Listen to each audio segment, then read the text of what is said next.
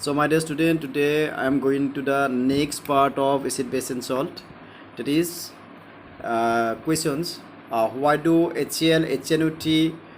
etc. show acidic characters in aqueous solutions while solution of compounds like alcohol and glucose do not show acidic character? So question to hodise HCl, HNO3 অর্থাৎ hydrochloric acid, nitric acid এইবিলাকে aqueous solutionত acidic character show কৰে, but alcohol, glucose এইবিলাকত কি থাকে, যদিও hydrogen থাকে ই কিয় acidic character show নকৰে? so ইয়াতে কথা এটা হৈছে কি এসিডে কেতিয়া এসিডিক ক্যাৰেক্টাৰ শো কৰিব যেতিয়া কি হয় হি হয় আয়নাইজড হয়। আয়নাইজ মানে hydrogen ion separate হয়। So in case of HCl and HNO3, as hydrogen ion is separated to form H plus ion and Cl is Cl minus, here H plus and NO3 minus. So due to the formation of H plus ion, it can show the acidic property. But in case of alcohol and glucose, the symbol for alcohol and glucose, so I have already mentioned it, the symbol for alcohol and glucose, but I repeat it again, C6H12O6 is the symbol for glucose, and symbol for alcohol is C2H5OH. This is also called ethyl alcohol. So here there is 12 numbers of hydrogen atoms, here is 5 numbers of hydrogen atom. But instead of having hydrogen atom, what's happened? This is not ionized as H plus ion. That is why,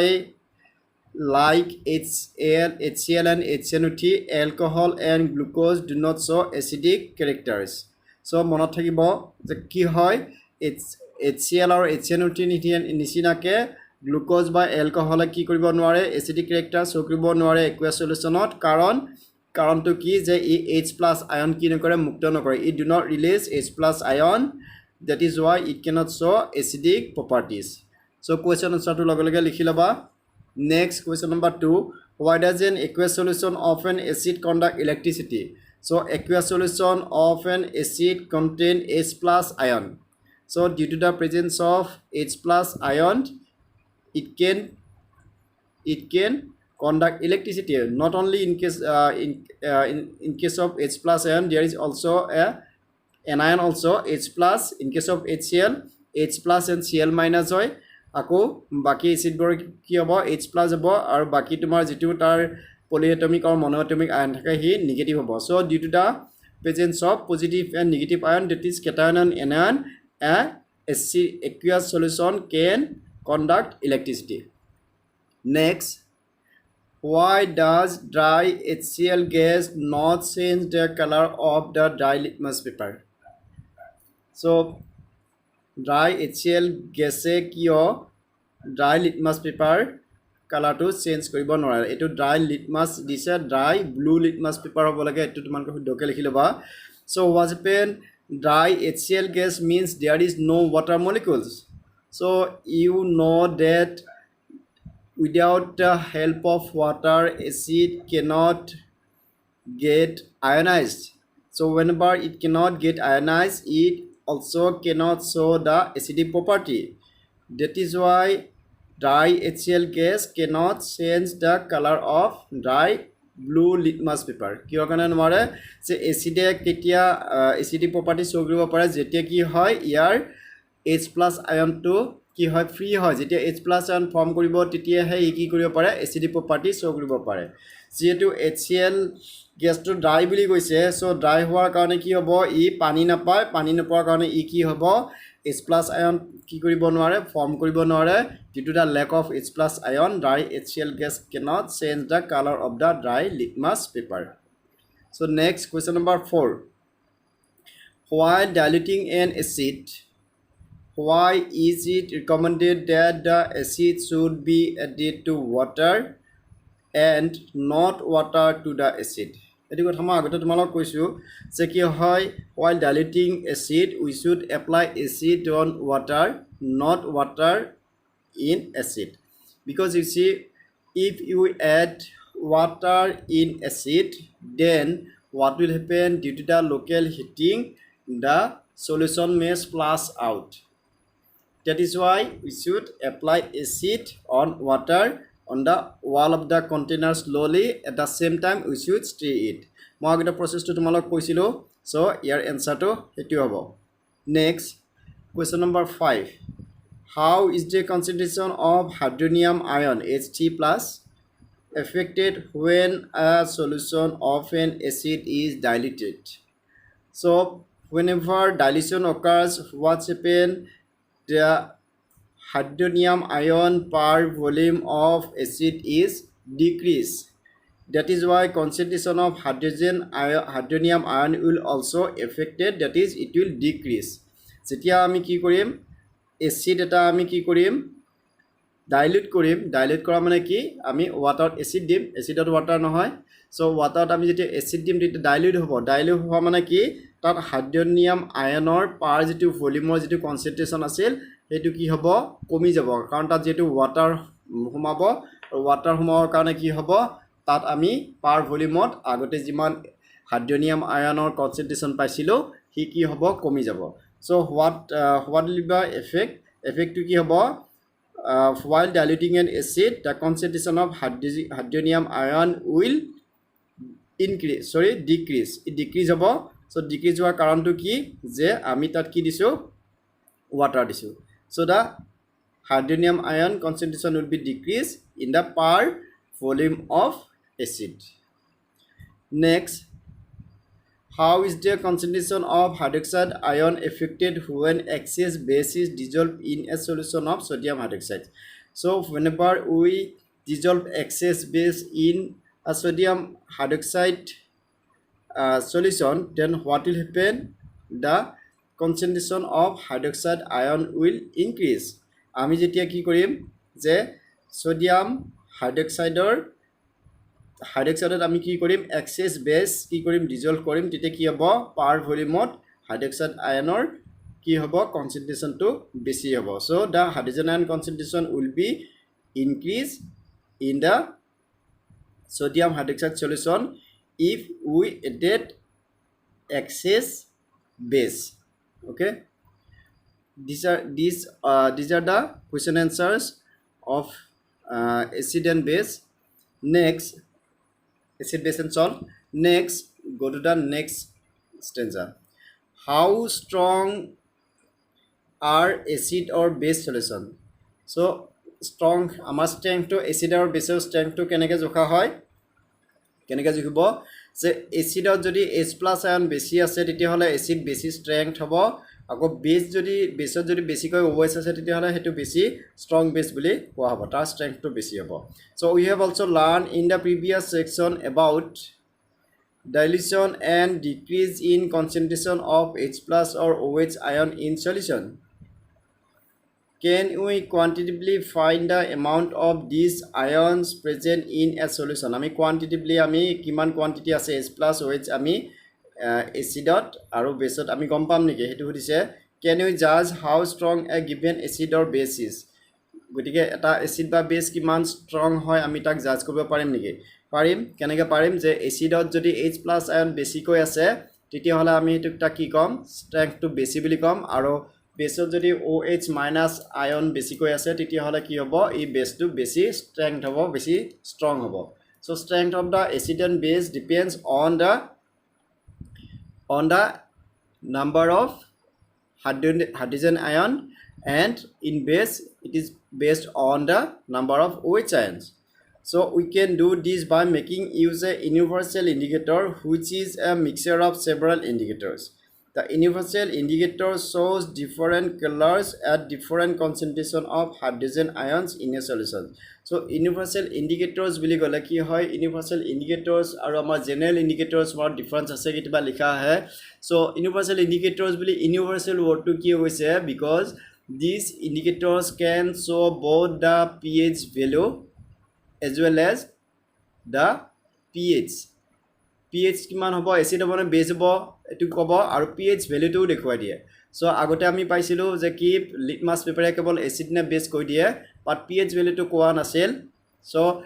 in case of universal indicator what will happen it will detect whether the solution is basic or acidic and it will also detect the amount of pH কিমান হ'ব তাকো কৈ দিব so দুইটা কোৱাৰ কাৰণে ইয়াক কি কয় universal indicators বুলি কয় what is universal indicators বুলি ক'লে তোমালোকে ক'ব লাগিব the indicators which detect whether a solution is acidic or basic as well as it also detect the amount of pH of the solutions so তাক কি বুলি কয় universal indicators বুলি কয় তাৰ পিছত চাবা we can a scale for measuring hydrogen ion concentration in a solution called pH scale so what is pH scale বুলি question এটা আহে so question টো লিখি দিবা what is pH scale answer টো ইয়াৰ পৰা লিখি লব a scale for measuring hydrogen ion concentration in a solution called pH scale has been developed that the P in pH stands for potence মানে আসলতে কি হয় power হয় right in German meaning power will দিয়া আছে on the pH scale we can measure pH generally from 0 to very acidic হয় to 14 very alkaline অবশ্যই minus pH এৰো আছে কাৰ্বন এসিড বুলি এটা এসিড আছে তাৰ কি হয় -18 হয় গতিকে কি হ'ব আমি মাইনাসটো পাম কিন্তু generally in a universal scale what happen the pH is measured from 0 to 40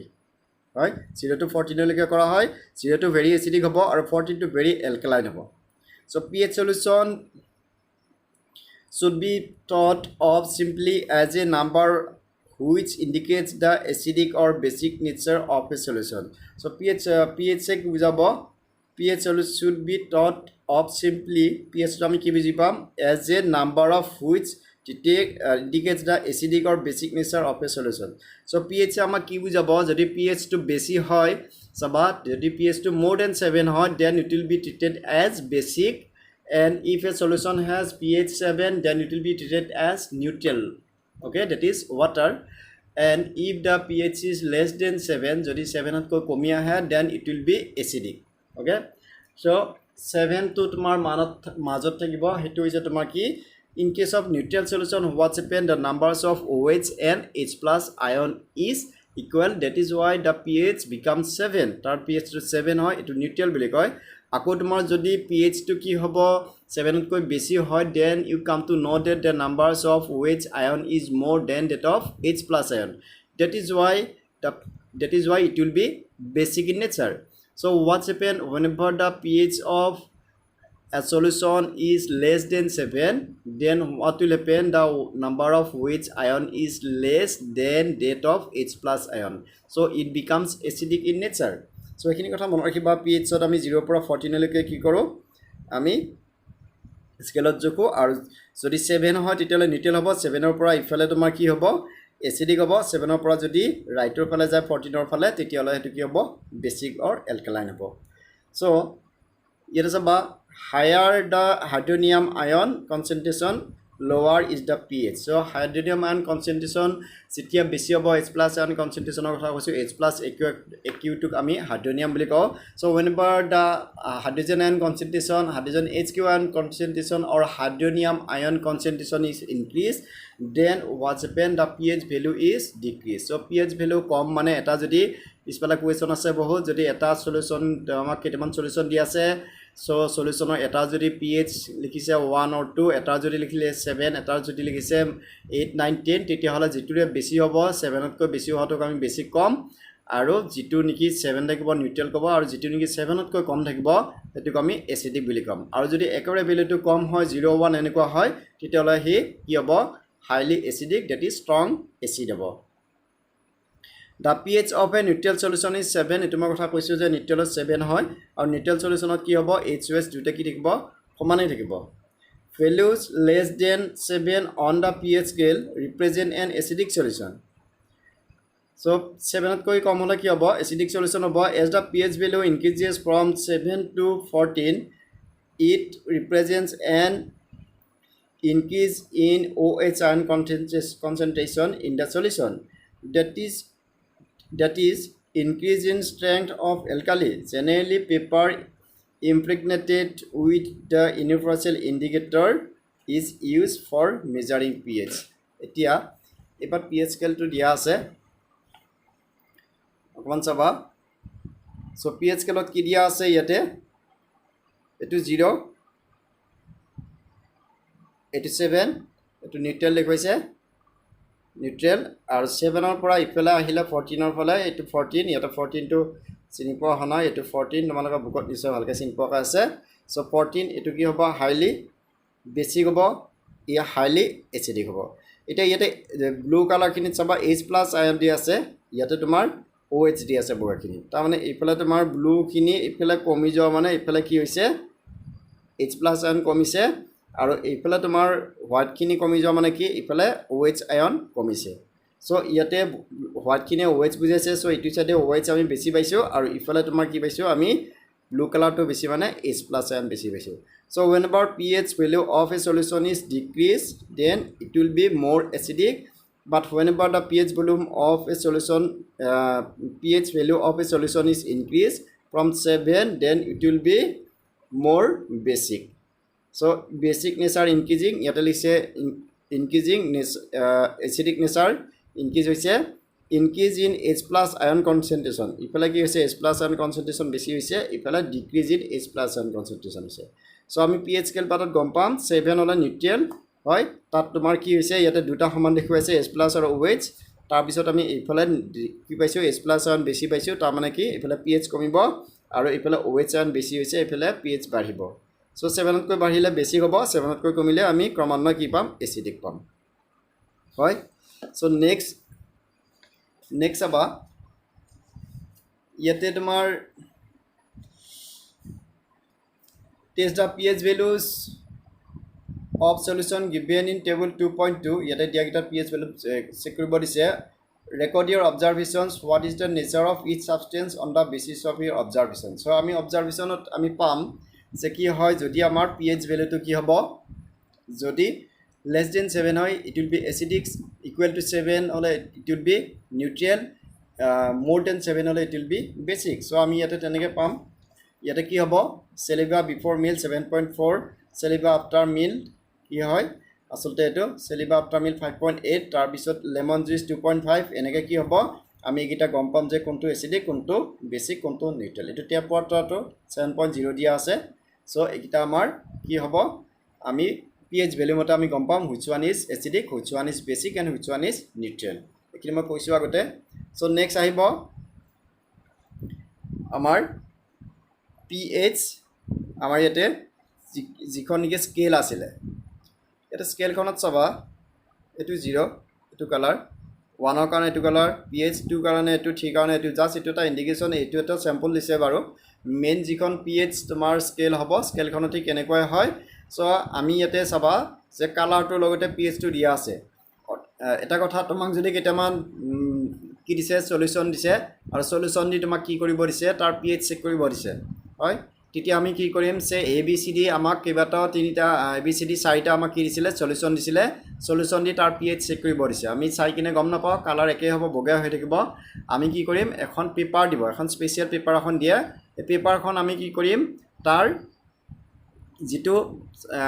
solution आছিলে से एटु दिलो এনেকা দুবাই দিলো পেপাৰখন স্পেশাল পেপাৰ হয় এনেকুৱা নহয় বাৰু দি কিনা আমাৰ কালাৰটো কি কৰিম ইয়াতে ম্যাচ কৰি যাম চাবা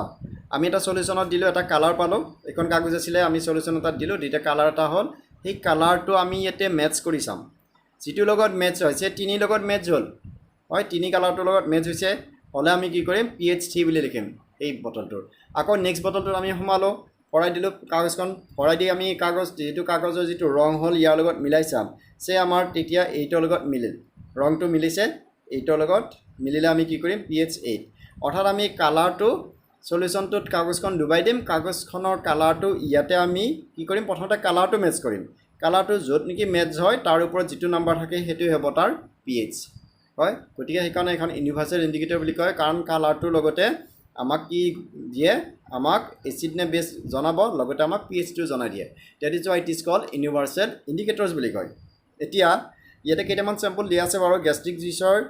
about 1.2 হয় 1 আৰু 2 মাজতে 1.2 গৈছে এই কালাৰটো আৰু এইটো কালাৰৰ মাজত পাই ঠিক এইটো নহয় সেইটো 1.2 গৈছে লেমন জুইচ 2.2 অৰ্থাৎ কালাৰটো এই দুটাৰ মাজত থাকে গতিকে তেনেকুৱাকৈ আমি কি হ'ম এনেকুৱাকৈ আমি গম পাম পিয়ৰ ৱাটাৰ ব্লাড এইবিলাকৰ 7.4 হয় আমাৰ ব্লাড আৰু আমাৰ যিবিলাক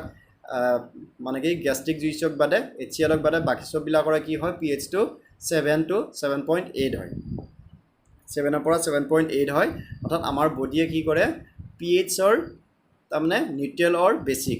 কিন্তু এচিডিক মিডিয়ামত কি নহয় পাকস্থলীক বাদে মানে কি ষ্টমাকক বাদে বাকীবিলাকত কিন্তু তোমাৰ কি নহয় আমাৰ ফ্লুইডবিলাক বেছিক টাইপৰ বেছিক অৰ নিউট্ৰেল জেনেৰেলি বেছিক টাইপৰ হয় গতিকে কি হ'ব আমাৰ body works at the pH 7 to 7.8 তাৰমানে কি তোমালোকে গম পালা যে এচিডিক মিডিয়া আমাৰ যেতিয়া কি হয় ইনডাইজেশ্যন হয় কিবা হয় ইনডাইজেশ্যন হ'লে তোমালোকে গম পাবা যে আমাৰ কি হৈছে pH ভ্যালু গড়বড় হৈছে pH ভ্যালু কি হৈছে কম বেছি হৈছে তেতিয়া আমাৰ কি হয় ইনডাইজেশ্যন হয় ঠিক আছে এখন স্কেললৈকে ক'লো নেক্সট ক্লাছত তোমালোকক মই importance of pH everyday in everyday life এইখিনি কথা কৈ দিম থ্যাংক ইউ